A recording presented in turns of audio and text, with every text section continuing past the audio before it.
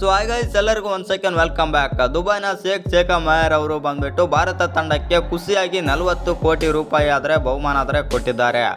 ಇನ್ನು ಈ ಕೊಟ್ಟ ಮೇಲೆ ಏನೆಲ್ಲ ಹೇಳಿದ್ದಾರೆ ಮತ್ತು ಏನೆಲ್ಲ ಮಾತನಾಡಿದಾರೆ ಶೇಖ್ ಮಯರ್ ಅವರಂತ ತಿಳ್ಕೊಂಬರೋಣ ಬನ್ನಿ. ಅದಕ್ಕಿಂತ ಮುಂಚೆ ನೀವೇನಾದರೂ ಭಾರತದ ಅಪ್ಪಟ ಅಭಿಮಾನಿಯಾಗಿದ್ದಲ್ಲಿ ಈ ವಿಡಿಯೋಗೆ ಲೈಕ್ ಕೊಟ್ಟು ನಮ್ಮ ಚಾನಲನ್ನು ಸಬ್ಸ್ಕ್ರೈಬ್ ಮಾಡ್ಕೊಳ್ಳಿ.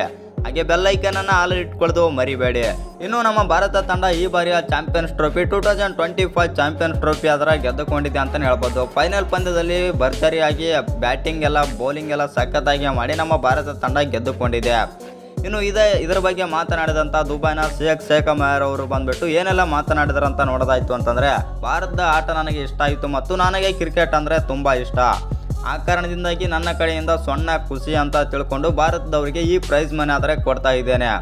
ಇನ್ನು ಕ್ರಿಕೆಟ್ನಲ್ಲಿ ನನಗೆ ತುಂಬಾ ಇಂಟ್ರೆಸ್ಟ್ ಇದೆ ಮತ್ತು ಭಾರತ ತಂಡ ಒಂದೇ ಒಂದು ಪಂದ್ಯ ಕೂಡ ಸೋತಿಲ್ಲ, ಅದು ನನಗೆ ಇಷ್ಟ ಆಯಿತು. ಮತ್ತು ಭಾರತ ತಂಡ ದುಬೈನಲ್ಲಿ ಆಡಿದ್ದು ಎಲ್ಲ ಪಂದ್ಯಗಳನ್ನು ನಾನು ನೋಡಿದ್ದೇನೆ ಮತ್ತು ಭಾರತದ ಆಟಗಾರರು ಎಲ್ಲರೂ ಕೂಡ ಶ್ರಮ ಪಟ್ಟಿದ್ದಾರೆ.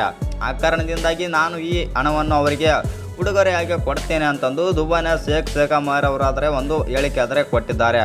ಇನ್ನು ಈ ಹಣವನ್ನು ಕೊಟ್ಟ ಮೇಲೆ ಇನ್ನಷ್ಟು ಮಾತನಾಡಿದ್ದಾರೆ ಅಂತಲೇ ಹೇಳ್ಬೋದು. ಶೇಖ್ ಮಯರ್ ಅವರು ಏನೆಲ್ಲ ಮಾತನಾಡಿದ್ದಾರೆ ಅಂತಂದರೆ, ನನಗೆ ಭಾರತ ತಂಡ ಅಂದರೆ ತುಂಬ ಇಷ್ಟ ಮತ್ತು ಭಾರತದ ಜನರ ಪ್ರೀತಿ ಕೂಡ ನನಗೆ ತುಂಬ ಇಷ್ಟ. ಭಾರತದ ಜನರು ಇಲ್ಲಿ ತುಂಬಾ ಇದ್ದಾರೆ, ದುಬೈನಲ್ಲಿ ತುಂಬಾ ಇದ್ದಾರೆ ಮತ್ತು ಭಾರತದ ಆಟಗಾರರಾಗಿರಲಿ ಮತ್ತು ಭಾರತ ಆಡುವ ಆಟನೇ ಆಗಿರಲಿ ಒಳ್ಳೆಯ ರೀತಿಯಲ್ಲಿ ಆಡ್ತಾ ಇದ್ದಾರೆ. ಆ ಕಾರಣದಿಂದಾಗಿ ಚಾಂಪಿಯನ್ಸ್ ಕೂಡ ಆಗಿದ್ದಾರೆ ಮತ್ತು ಚಾಂಪಿಯನ್ಸ್ ಟ್ರೋಫಿ ಗೆದ್ದ ಕಾರಣದಿಂದಾಗಿ ನಾನು ಅವರಿಗೆ 40 ಕೋಟಿ ರೂಪಾಯಿ ಬಹುಮಾನವಾಗಿ ಕೊಡ್ತೇನೆ ಅಂತಂದು ಶೇಖ್ ಮಯರ್ ಅವರಾದರೆ ಹೇಳಿದ್ದಾರೆ ಅಂತಲೇ ಹೇಳ್ಬೋದು. ಇನ್ನು ಈ ವಿಡಿಯೋ ಇಷ್ಟ ಆಗಿದ್ದರೆ ಒಂದು ಲೈಕ್ ಮಾಡಿ, ಶೇರ್ ಮಾಡಿ. ಹಾಗೆ ಇನ್ನು ಯಾರ್ಯಾರು ಚಾನಲ್ಗೆ ಸಬ್ಸ್ಕ್ರೈಬ್ ಮಾಡ್ಕೊಂಡಿಲ್ಲ ಸಬ್ಸ್ಕ್ರೈಬ್ ಮಾಡಿಕೊಂಡು ಬೆಲ್ ಐಕನನ್ನು ಆಲ್ ಇಟ್ಕೊಳ್ಳಿ. ಹಾಗೆ ವಿಡಿಯೋಗೊಂದು ಲೈಕ್ ಕೊಡೋದು ಕೂಡ ಮರಿಬೇಡಿ.